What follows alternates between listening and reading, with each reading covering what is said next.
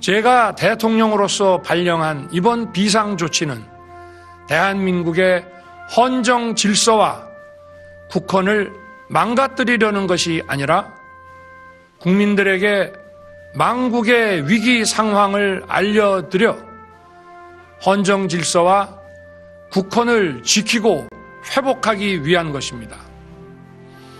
소규모이지만 병력을 국회에 투입한 이유도 거대 야당의 망국적 행태를 상징적으로 알리고 계엄 선포 방송을 본 국회 관계자와 시민들이 대거 몰릴 것을 대비하여 질서 유지를 하기 위한 것이지 국회를 해산시키거나 기능을 마비시키려는 것이 아님은 자명합니다.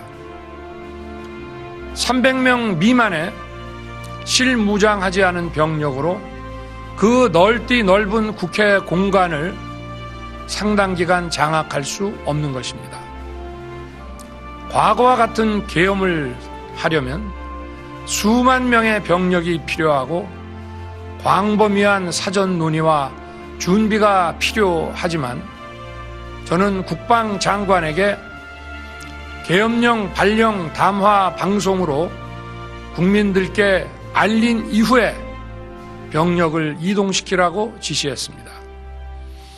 그래서 10시 30분 담화 방송을 하고 병력 투입도 11시 30분에서 12시 조금 넘어서 이루어졌으며 1시 조금 넘어 국회의 계엄 해제 결의가 있자 즉각 군 철수를 지시하였습니다.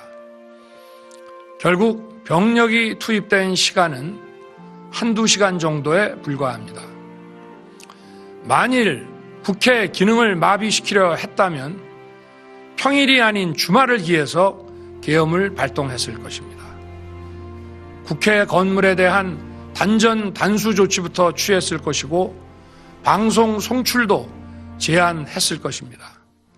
그러나 그 어느 것도 하지 않았습니다. 국회에서 정상적으로 심의가 이루어졌고 방송을 통해 온 국민이 국회 상황을 지켜보았습니다. 자유민주 헌정 질서를 회복하고 수호하기 위해 국민들께 망국적 상황을 호소하는 불가피한 비상조치를 했지만 사상자가 발생하지 않도록 부사관 이상 정예 병력만 이동시키도록 한 것입니다. 저는 이번 비상계엄을 준비하면서 오로지 국방장관하고만 논의하였고 대통령실과 내각 일부 인사에게 선포 직전 국무회의에서 알렸습니다. 각자의 담당 업무 관점에서 우려되는 반대 의견 개진도 많았습니다. 저는 국정 전반을 보는 대통령의 입장에서 현 상황에서 이런 조치가 불가피하다고 설명했습니다. 군 관계자들은 모두 대통령의 비상계엄 발표 이후 병력 이동 지시를 따른 것이니만큼 이들에게는 전혀 잘못이 없습니다. 그리고 분명히 말씀드리지만 저는 국회 관계자의 국회 출입을 막지 않도록 하였고 그래서 국회의원과 엄청나게 많은 인파가 국회 마당과 본관, 본회의장으로 들어갔고 계엄 해제 안건 심의도 진행된 것입니다. 그런데도 어떻게든 내란죄를 만들어 대통령을 끌어내리기 위해 수많은 허위 선동을 만들어내고 있습니다. 도대체 2시간짜리 내란이라는 것이 있습니까? 질서 유지를 위해 소수의 병력을 잠시 투입한 것이 폭동이란 말입니까? 거대 야당이 거짓 선동으로 탄핵을 서두르는 이유가 무엇이겠습니까?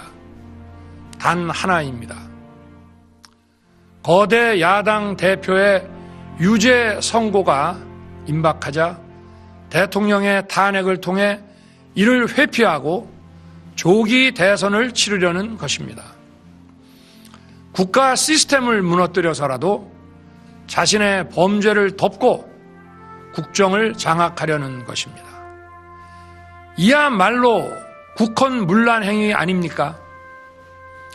저를 탄핵하든 수사하든 저는 이에 당당히 맞설 것입니다. 저는 이번 계엄 선포와 관련해서 법적, 정치적 책임 문제를 회피하지 않겠다고 이미 말씀드린 바 있습니다. 저는 대통령 취임 이후 지금까지 단 한순간도 개인적인 인기나 대통령 임기 자리 보존에 연연해 온 적이 없습니다. 자리 보존 생각만 있었다면 국헌문란 세력과 구태여 맞서 싸울 일도 없었고 이번과 같이 비상계엄을 선포하는 일은 더더욱 없었을 것입니다. 5년 임기 자리 지키기에만 매달려 국가와 국민을 외면할 수 없었습니다. 저를 뽑아주신 국민의 뜻을 저버릴 수 없었습니다. 하루가 멀다 하고 다수의 힘으로 입법 폭고를 일삼고 오로지 방탄에만 혈안되어 있는 거대 야당의 의회 독재에 맞서 대한민국의 자유민주주의와 헌정 질서를 지키려 했던 것입니다. 그 길밖에 없다고 판단해서 내린 대통령의 헌법적 결단이자 통치 행위가 어떻게 내란이 될 수 있습니까? 대통령의 비상계엄 선포권 행사는 사명권 행사, 외교권 행사와 같은 사법심사의 대상이 되지 않는 통치 행위입니다. 국민 여러분, 지금 야당은 저를 중범죄자로 몰면서 당장 대통령직에서 끌어내리려 하고 있습니다. 만일 망국적 국헌문란 세력이 이 나라를 지배한다면 어떤 일이 벌어지겠습니까? 위헌적인 법률, 셀프 면죄부 법률, 경제 폭망 법률들이 국회를 무차별 통과해서 이 나라를 완전히 부술 것입니다. 원전산업, 반도체 산업을 비롯한 미래 성장 동력은 고사될 것이고 중국산 태양광 시설들이 전국의 살림을 파괴할 것입니다. 우리 안보와 경제의 기반인 한미 동맹, 한미일 공조는 또다시 무너질 것입니다. 북한은 핵과 미사일을 고도화하여 우리의 삶을 더 심각하게 위협할 것입니다. 그러면 이 나라 대한민국의 미래가 어떻게 되겠습니까? 간첩이 활개치고 마약이 미래 세대를 망가뜨리고 조폭이 설치는 그런 나라가 되지 않겠습니까?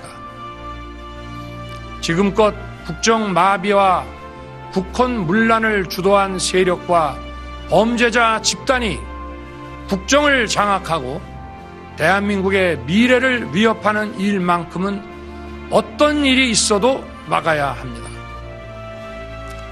저는 끝까지 싸울 것입니다. 국민 여러분, 국정마비의 망국적 비상 상황에서 나라를 지키기 위해 국정을 정상화하기 위해 대통령의 법적 권한으로 행사한 비상계엄 조치는 대통령의 고도의 정치적 판단이고 오로지 국회의 해제 요구만으로 통제할 수 있는 것입니다. 이것이 사법부의 판례와 헌법학계의 다수 의견임을 많은 분들이 알고 있습니다. 저는 국회 해제 요구를 즉각 수용했습니다.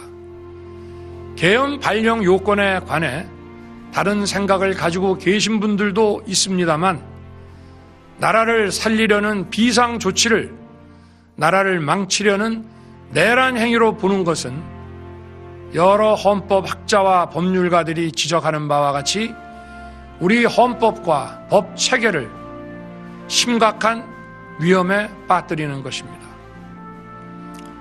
저는 묻고 싶습니다. 지금 여기저기서 광란에 칼춤을 추는 사람들은 나라가 이 상태에 오기까지 어디서 도대체 무엇을 했습니까? 대한민국의 상황이 위태롭고 위기에 놓여 있다는 생각도 전혀 하지 않았다는 말입니까? 공직자들에게 당부합니다. 엄중한 안보 상황과 글로벌 경제 위기에서 국민의 안전과 민생을 지키는 일에 흔들림 없이 매진해 주시기 바랍니다.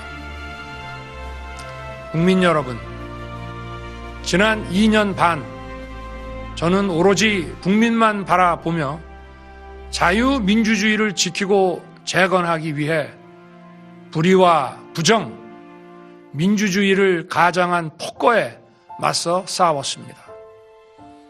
피와 땀으로 지켜온 대한민국, 우리의 자유민주주의를 지키는 길에 모두 하나가 되어 주시길 간곡한 마음으로 호소드립니다. 저는 마지막 순간까지 국민 여러분과 함께 싸우겠습니다. 짧은 시간이지만 이번 계엄으로 놀라고 불안하셨을 국민 여러분께 다시 한번 사과드립니다. 국민 여러분에 대한 저의 뜨거운 충정만큼은 믿어주십시오. 감사합니다.